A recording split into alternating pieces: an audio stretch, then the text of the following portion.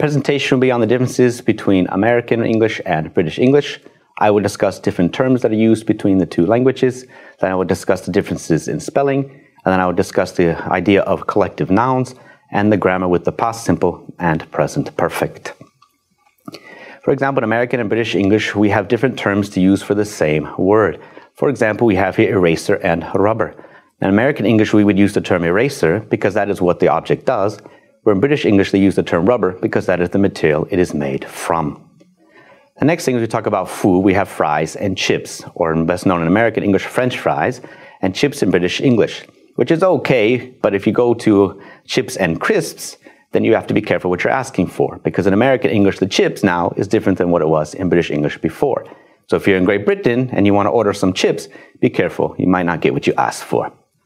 The last example is between elevator and lift. Of course, the machine that lifts you up and down a building, but in American English, we use the term elevator, where in British English, they use the term lift. We, as a joke, like to say that in America, we are elevated, where in Britain, you are only lifted. Next thing I will talk about are some differences between the spellings between American English and British English. For example, we have the word color. Now in American English, we do not use the O-U-R anymore, it's just the O-R. In British English, they still spell with the O-U-R.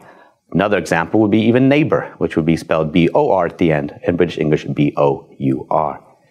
Another example of spelling is the word center, where in American English, we keep it with the T-E-R, where in British English, it is with the T-R-E.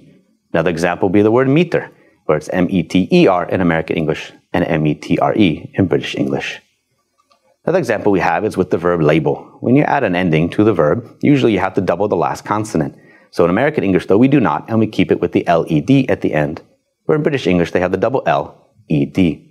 And the last example is with tire. Here we have in American English, we use the I, where in British English, they use the Y. Now, the next part I'll talk about is the collective nouns. Now, collective nouns are words that are used to describe a group, and it's whether it's singular or plural. And with the word team in American English, we would say my team is winning, where in British English, we would say my team are winning. Another example is with the word family. In American English, we would say my family is, and in British English, we would say my family are. The last example will deal with the grammar of past simple and present perfect.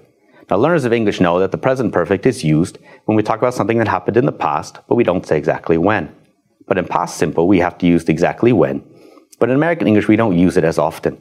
So here we have, is Sam here? And Americans would not use the present perfect. We would just say, no, he just left. Or in British English, you would say, no, he has just left.